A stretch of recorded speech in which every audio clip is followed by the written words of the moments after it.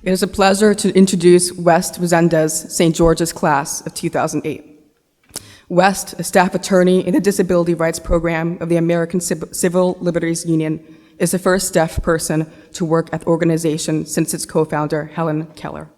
West's work focuses on reforming the criminal legal system, as well as policing practices in schools and behavioral health crises. He recently secured a landmark settlement against Georgia to ensure communication access statewide for deaf and hard of hearing people on parole and probation. He has been published in the American Criminal Law Review and featured in the New York Times, Washington Post, and the Los Angeles Times. West also serves on the board of Deaf Legal Advocacy Worldwide, which provides scholarships for deaf leaders to attend law school in their home countries and advocate for human rights. Prior to joining the ACLU, West earned his law degree at Yale, where he served as director of the Rebellious Lawyering Conference and managing editor of the Yale Law and Policy Review. In the Veterans Legal Services Clinic, he helped file a class action that resulted in a settlement requiring the Navy and Marine Corps to reconsider thousands of less than honorable discharges issued to veterans with mental health disabilities. During his undergraduate years at Harvard College, he directed the Harvard Committee on Deaf Awareness and managed the varsity baseball team.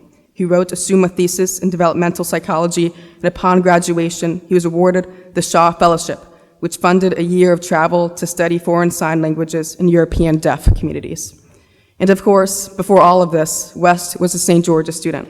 On the Hilltop, he was a day student who, by his own admission, tried to make up for living off campus by getting involved in too many things. A dig into the archives offers us insight into West's time here. In the words of his advisor, Mr. Thompson, West was as unstoppable as a hurricane. In the classroom, he was a student who paired a genuine enthusiasm for learning with intellectual depth and good humor. In their comments to him, his geometry teacher, Mr. Lewis, admired his unusual and creative solutions to complicated problems, while in English class, Mr. Myers lauded West's uncanny ability to correct the teacher's mistakes without being the least bit offensive. In physics, Mr. Ducharme remarked that West had an intense desire to master the material and brought authentic curiosity to everything he encountered. As a sixth former, West channeled his academic enthusiasm into an independent study on the history of St. George's School, picking up the narrative where the official history books left off. It was a huge undertaking that involved twice weekly meetings and final oral exams with the head of school, Eric Peterson. Mr. Peterson remarked that West had a unique ability to make the difficult appear easy, grasping not just the names and dates, but the relationship between people and events and ways in which that relationship establishes the foundation for events that follow. Mr. Peterson was so impressed that he informed West in his end-of-term comment that there would be a job waiting for him here once he finished his collegiate studies. West could be found in every aspect of community life. He wrote for the Red and Whites, served as a student archivist, led the Young Liberals, and played the baritone horn and tuba in the brass ensemble. He led the stage crew for the Winter Musical and served as a devoted manager for football and baseball teams. His commitment to these roles was so outstanding that he was named Manager of the Year in 2006. When that prize was announced at the athletic awards ceremony, West earned something that was incredibly rare at the time: a spontaneous, student-led standing ovation from the entire community. At Prize Day, West received the Phelps Montgomery Fissel Prize, an award given to the student who makes the best use of their talents at St. George's. Since 2012, he has continued his service to the school as a class correspondent. It is my distinct and personal honor to welcome back to the Hilltop Mr. West Resendez.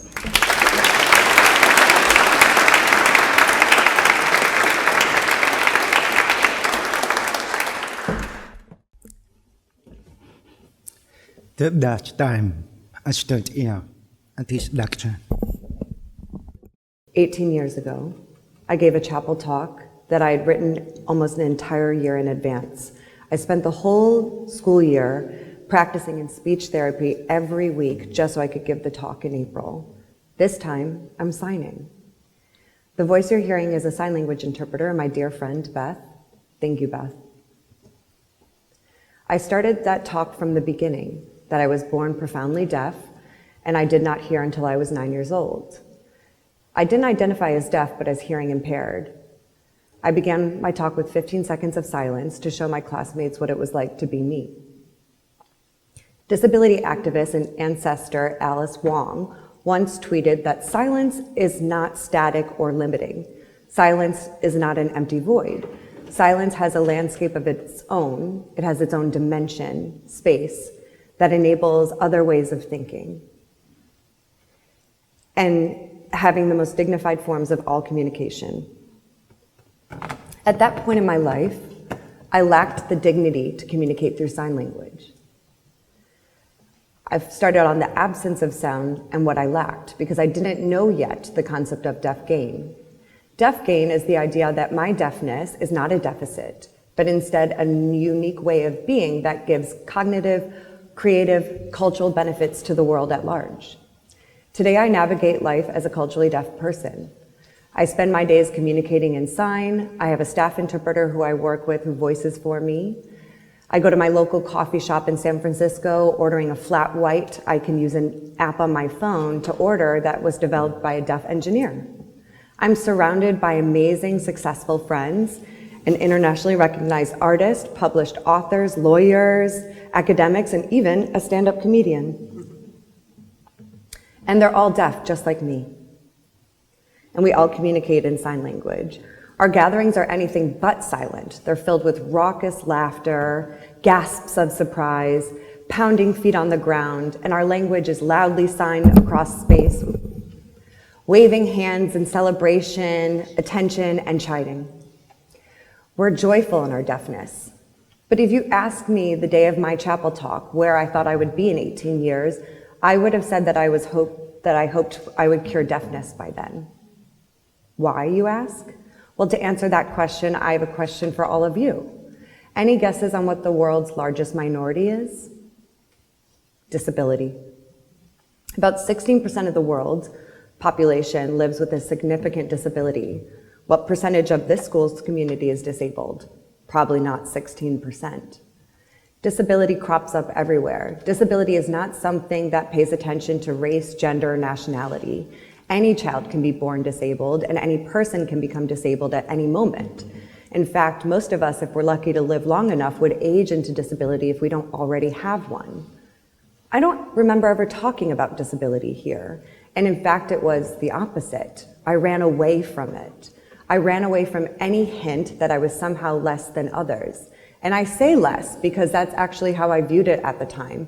I sought out things that made me more like others with the goal of assimilation.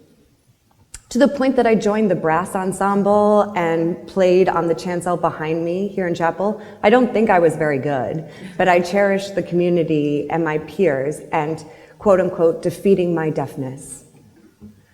The culture at St. George's at that time pushed me further into denying my birthright heritage. The deaf community is unique in that the heritage is rarely passed down from parent to child. 90 to 95% of all deaf children are born to hearing parents. There's an incredible sadness for any hearing parent to experience realizing that their child is not like them. And I understand their fear. My parents experienced that when I was 7 months old, and my mom realized that I wouldn't stop crying from her voice, but only once I saw her face.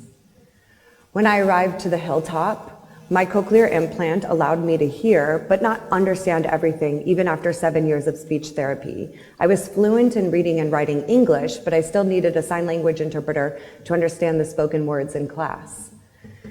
I remember when I first arrived here as a third former, immediately I was noticeable as that deaf kid. Our community is already quite small here, and I was immediately othered as somebody who spoke with an accent or who had a hard time understanding people. I also had Michelle, my sign language interpreter, who interpreted class, assemblies, and other school events, including chapel. People knew who I was without actually knowing me.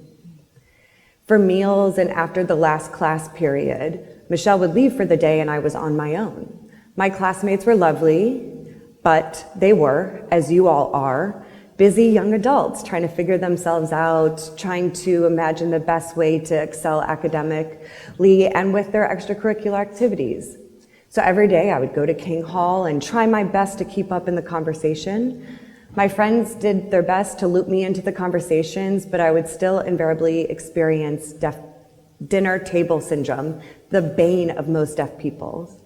So this is what happens during meal times with hearing families. I could only catch bits and pieces of gossip over the cacophonous din of King Hall, where I would understand maybe one of every few words, and soon enough, the topics of conversation were lost on me. Like any other deaf person, where they're trying to prove that they belong, I would nod as if I understood, and sometimes I got caught. Aside from communication barriers, when I first got here, I also experienced imposter syndrome as a first-generation American from an immigrant family. My father immigrated from the Azores, and my parents grew up in Fall River, Massachusetts, a city that boomed in the 19th century with textile mills, but now has a 20% poverty rate, which is twice the national average. My first year here, I wore Oxfords and khakis that I bought at Kohl's. Our annual family vacations were growing up driving to New Hampshire, going to the local amusement park, and outlet shopping. I already felt different enough from everyone else as a deaf person, and I soon realized that I didn't want to be the poor kid too. So I committed to seriously overcompensating. My second year here, I wore bow ties, Kelly green pants with cocktail shakers and martini glasses that were pretty much inappropriate for an underage kid to wear. I had patchwork madras blazers for chapel service. Again, seriously overcompensating. Looking back, I did that because I wanted nothing more than to fit in. A central theme to the disability community is nothing about us without us. And that means that no policy, no organization about an oppressed group should be made without the direct leadership and involvement of people living that experience. It shifts narratives from, as we say in our school prayer, being always ready to help the unprotected and helpless, to figuring out how we can create the spaces and support systems for people to be their own authentic selves. The movie Napoleon Dynamite, that came out at the same time I started here. One part of the movie was the Happy Hands Club. This was a student signing club, and later that year, a fifth former founded a club with the same name, with the same concept. She actually never approached me about it. I never attended a meeting. And I remember feeling mildly annoyed because I couldn't imagine or fathom why a student would want to learn sign language. Little did I know. They did it because they wanted to communicate with me, but I refused to sign. I spoke to all my peers, faculty, staff. I even spoke in response to my sign language interpreter who was signing to me, and in fact to my advisor who had already taken sign language classes at Brown. Looking back, I didn't fully appreciate how problematic that club was, and I don't know if anyone in the faculty or administration did. We didn't understand that this was a kind of performative allyship. Did my classmates ever learn about the rich history of deaf culture? I don't think so. Because if they did, I'm sure they would have shared it with me. I don't hold it against them. At that time, I was running from my own identity as fast as I could and trying desperately to disappear. During my time, there was no diversity vision statement that came to be in 2009, the year after I graduated.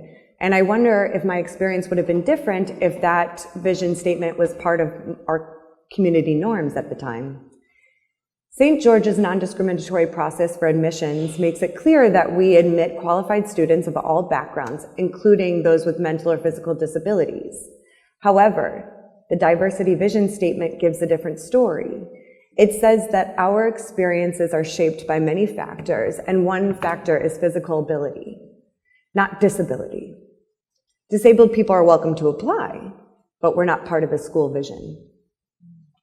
While people often use physical ability as a politically correct way to talk about physical disability, it's actually more harmful than helpful, an example of ableism. Euphemisms and terms like special needs, differently abled, or handy-capable only create greater biases against disability. Why are we avoiding the term disabled?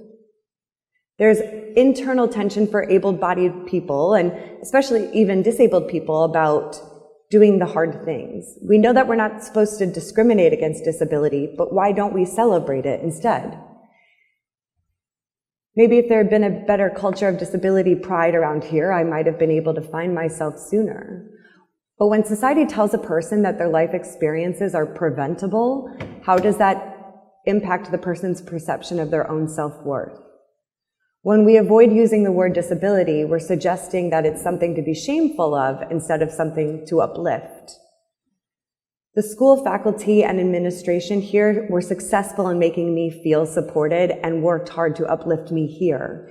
It started with an admissions officer who saw past my differences and told my family that if I did well enough on my SSATs, I should go ahead and apply. There was no reason why I wouldn't be able to have an interpreter with me in my classes here. The same can't be said about a specific admissions officer from another school up the road who said to me that when we were visiting for admissions open house that, I don't know, we'll have to check with the teachers to see if they're comfortable with having an interpreter. That response was both ableist and devastating. My family immediately crossed that school off our list. A school that ironically our own founder, John Byron Diamond, who was a Catholic who converted a person who converted to Catholicism and founded that school. Today, that school's non-discriminatory policy mentions nothing about disability. So while we were better, we still had progress to make, and we still do. That being said, St. George stood by me and supported my right to education even when it was not easy. The head of the school at the time did the extraordinarily difficult thing. He made a commitment to me that I was part of the community and that I would receive what I needed in order to be a part of the community, even if it meant that the school had to pay for it themselves. I don't know if any other school leaders would have made that same decision then, and so I want to say thank you to Eric. 2 weeks before my second year began, a notice arrived from the local special education department about some laws that had changed. Middletown would now only pay for a sign language interpreter if I transferred to public school. My family was devastated, but they refused to yield. My mom was what disability justice leader Judy Heumann encourages to make a fuss about it. She read every public document, contacted lawyers we couldn't afford, and leaned on every policymaker that she could find, representatives, senators, governors. Eventually, the office of the vice president, Dick Cheney, began making calls on our behalf because she created such noise. All the while, St. George paid for my interpreters directly. The administration and the school believed in my right to education. I am forever grateful for their investment in my future. Eventually, my parents and the school district came to an agreement. They allowed me to stay here and my interpreter. But that victory actually came with a price. My mother had to sign an NDA saying that she couldn't share to other parents about this victory and explaining how she could achieve it so that they could achieve it for their children with disabilities. This was actually my first interaction with the law, and I saw how hard parents must advocate for their disabled children's future. My parents were willing to, I was fortunate enough to have my parents challenge the system. I was fortunate enough to have school administration who included me in their vision for the school community. Not every deaf student will have that privilege. Do you remember how I wanted to cure deafness 18 years ago? Well, when I was 5, I told my parents that I wanted to hear. That plea began a long process of getting a cochlear implant. I learned how to function as a hearing child, gradually relying less on sign language for communication. I finally felt challenged in my education, and I thought that was only because I could now hear. I viewed deafness as a deficit, as a personal barrier to be a productive member of society. This stigma ran deep. I didn't even want my parents to sign to me in public for 8 years. I even wrote my Harvard College admissions essay about eradicating deafness through stem cell research, and they accepted me. During my first week at Harvard, I emailed the disability services and asked if there were any other deaf students at Harvard. There was one, a senior. He invited me to the ASL table, which was a weekly language table at one of the college dining halls. An hour before I arrived, I was full of trepidation and curiosity. Who would be there? Who would know sign language? Would I want to communicate to them signing in public? I scanned the room, I saw a flurry of hands, and sat down. This was the first time since 5th grade at the deaf school that I was communicating with others on my own terms. I didn't struggle to be understood. I didn't just follow the conversation, I led it. In fact, I was faster, funnier, more fluent than almost everyone else. Instead of struggling to hear and processing every word, I often got the joke too late to be able to add my own quip. Here, I could jump in with my thoughts at any moment. That dinner table syndrome was no more. I no longer had to fake my way through conversations and work for every word. I was part of the conversation. In our mission statement, we seek to uphold the values of service to others and respect for the individual. And I had to ask myself, how does curing deafness fit into that? How do we balance servicing others while respecting their own individual rights to autonomy and self-determination? That ASL table began the total deconstruction of my worldview. I stopped seeing deafness as a medical deficit, and I started to see it as a culturally rich identity with its own language, history, and values. I no longer wanted to eradicate the community that I denied myself of for so long. The boy that wrote that oddest admissions essay could have never imagined becoming the director of the Harvard Committee for Deafness Awareness or the Harvard Deaf Ambassador. I rejected my place in the deaf community for 18 years, and in college I finally stopped running and ran towards seeking understanding the barriers that my deaf peers and I face in the United States, and after graduation, the world. The last year at Harvard, I applied for a year-long travel fellowship. After a childhood of family vacations to New Hampshire and Disney World, I left the United States for the first time. I traveled to different deaf communities in Europe learning sign language. In Budapest, I met a deaf Hungarian whose sign name was Shark. He had actually studied for a year in Washington, D.C. at Gallaudet, the only college in the world for deaf people. So he knew some ASL, and he became my deaf interpreter as I met deaf Hungarians.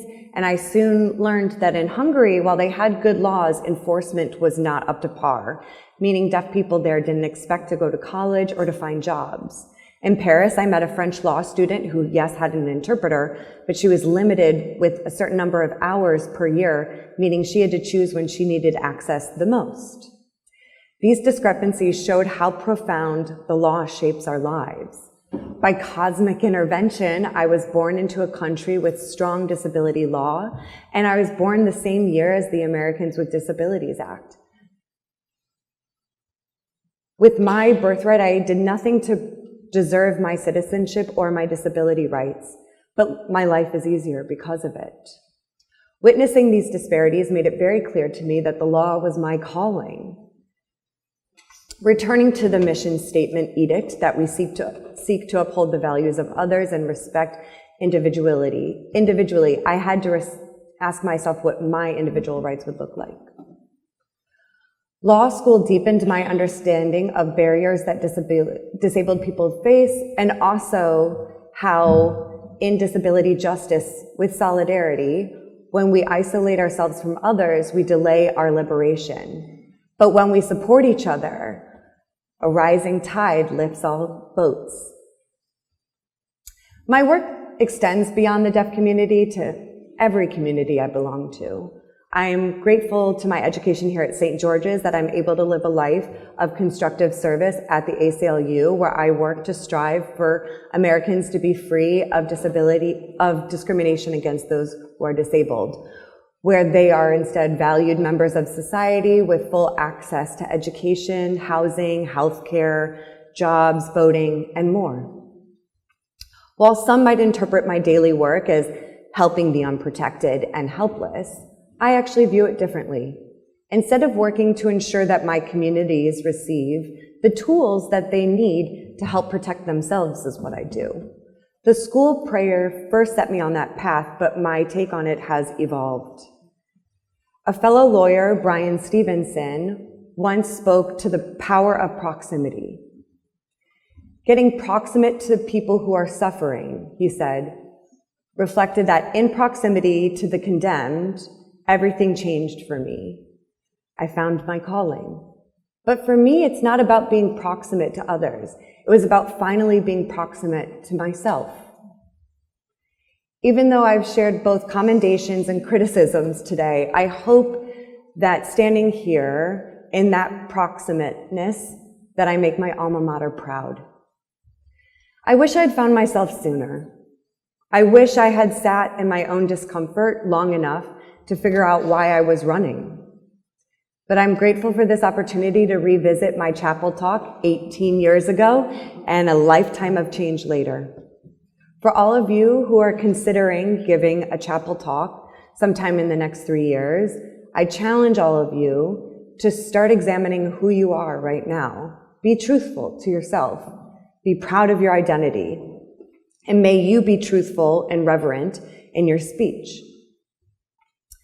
The deaf-disabled scholar and friend, the late John Henner, once said, "How you language is beautiful. Don't let anyone tell you your language is wrong. Your languaging is the story of your life." I've now shared my language and the story of my life with all of you. Thank you for this opportunity. I look forward to the day all of you share yours.